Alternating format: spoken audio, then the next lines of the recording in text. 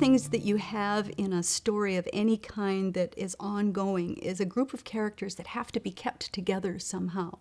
You know, people complain that, oh, here Elizabeth ends up with Anthony, and here this person ends up back in their life again. Well, you can't let these characters go in a story like this. You have to keep them together. So in order to keep Lawrence and his partner together, I had Elizabeth get a job with them, which was very likely in the summertime at their gardening supply place. And it was also a place that had outdoor equipment and rocks and stones and materials for landscaping and all of this kind of thing. So you could imagine that there'd be a lot of men working there with the heavy loading and all of that. And if she's a young lady working at the desk, sure, she's going to have some kind of remark or some kind of crazy relationship with the people. It always happens. I mean, there's the dynamic right there and then.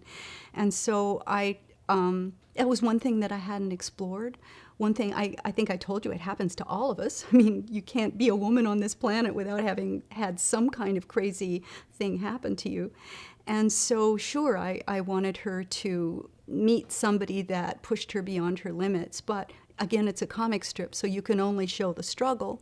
And then, of course, with Anthony there, he was always kind of a wimp, kind of the guy who never really did much but keep the books.